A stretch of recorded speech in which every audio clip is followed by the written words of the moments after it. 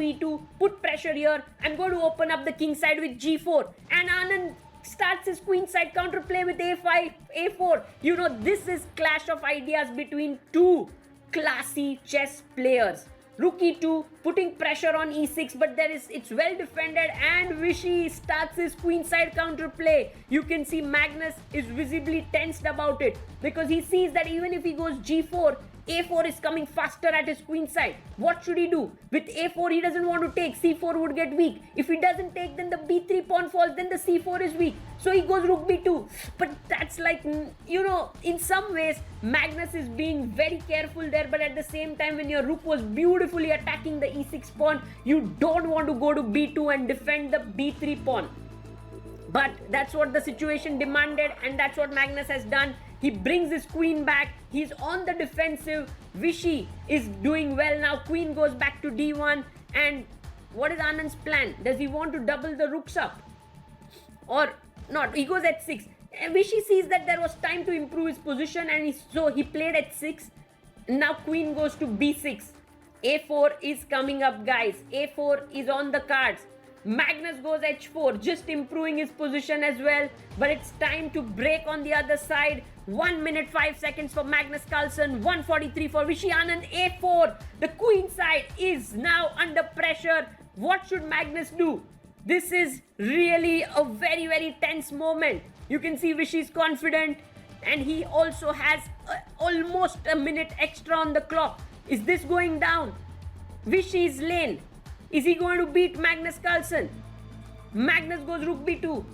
Sort of a defensive move, but a good move because b3 would be defended. Takes on b3.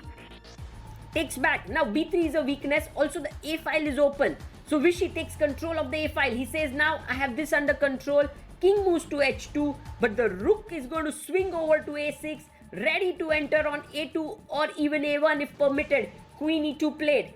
Vishy, Magnus is like, you can't move your rook, my friend. Now the e6 pawn under pressure.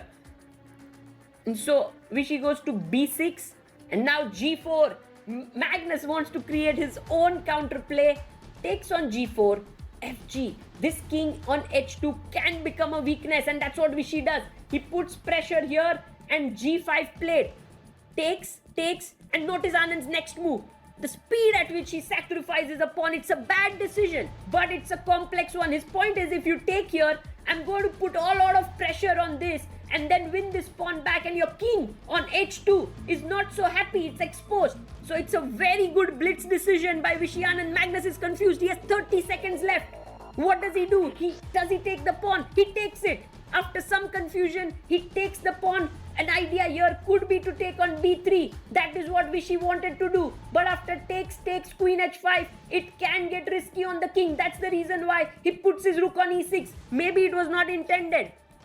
But now he has to change plans. Queen e4, what a brilliant move. It was the only move because you want to bring your queen to d5 and pin the rook. That's exactly what Magnus does. Now you don't want to move your king here because the rook could at some point swing and give a check. So what is to be done?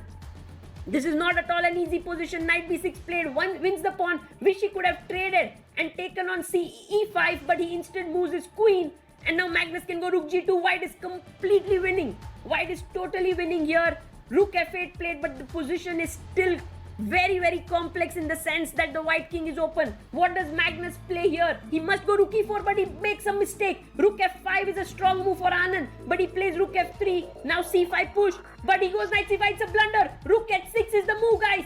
King h2. If you take the, by the way, there's a check here and the rook is hanging, but Vishy does not move his rook there. He goes to g6, e6, take the pawn. Vishy, take the pawn on g5. You're completely winning. No, he gives a check. He gives a check, king g1, and now with rook g5, he wants Magnus to take and rook g3 and draw the game. It's a perpetual, but what a move by Magnus Carlsen. Look at this move. Now, with this, takes the rook is hanging, the queen is hanging, and the knight controls the g3 square. If you take this queen, then this is hanging with the e-pawn coming down. All of a sudden, with this brilliant move, knight e4, the game is over completely. This is attacked, this is attacked, this is attacked.